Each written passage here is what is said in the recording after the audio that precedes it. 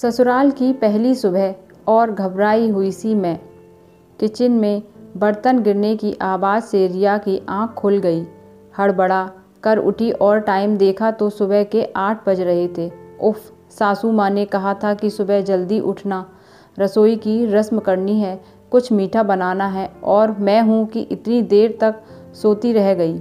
रिया को डर लग रहा था कि अब क्या होगा, पता नहीं मम्मी जी और पापा जी मेरे बारे में क्या सोचेंगे, कहीं मम्मी जी गुस्सा ना हो जाएं।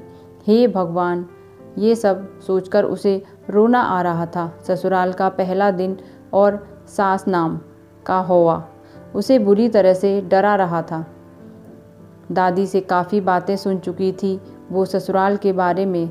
दादी ने कहा था ससुराल में जरा संभल कर रहना, किसी को कुछ कहने का मौका न देना, नहीं तो सारी उम्र ताने सुनने पड़ेंगे। सुबह जल्दी उठ जाना और नहा धोकर साड़ी पहनकर तैयार हो जाना और अपने सास ससुर के पांव छूकर उनसे आशीर्वाद लेना।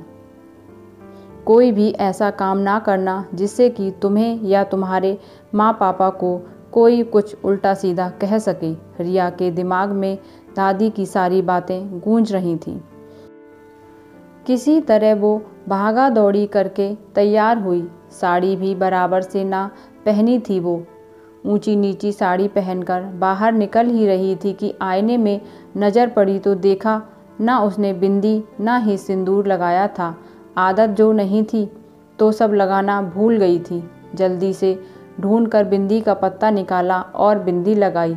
जल्दीबाजी में सिंदूर की डिबिया ढूंढने लगी तो सिंदूर की डिबिया मिली ही नहीं, तो लिपस्टिक से माथे पर हल्की सी लकीर खींचकर कमरे से बाहर आई। जिस हड़बड़ी में रिया बाहर आई थी वह उसके चेहरे से और उसकी चाल से साफ दिखाई दे रहा था। लगभग भागती हुई सी वह रसोई में दाखिल हुई और वहां पहुंचकर ठिठक गई। उसे इस तरह घबराते हुए देखकर सासू माँ ने आश्चर्य से उसकी तरफ देखा, फिर ऊपर से नीचे तक निहार कर धीरे से मुस्कुराकर बोली, आओ बेटा, रात में नींद आई ठीक से या नहीं? रिया अचकचाकर बोली, जी मम्मी जी, नींद तो आई मगर जरा देरी से, इसलिए सुबह जल्दी आंख नहीं खुली। सॉरी मम्मी जी। बोलते हुए डर उसकी आवाज़ से साफ झलक रहा था। सासू माँ बोली, कोई बात नहीं बेटा, नई जगह है, हो जाता है।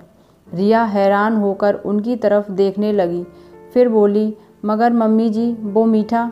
सासू माँ ने प्यार से उसकी तरफ देखा और पास रखी हुई हलवे की कढ़ाई उठाकर रिया के सामने रख दी और शहद जैसे मीठे स्वर में बोली, हाँ बेटा, ये लो, इसमें थोड़ा हाथ लगा दो। रिया उन्हें प्रश्न भरी नज़रों से देखने लगी।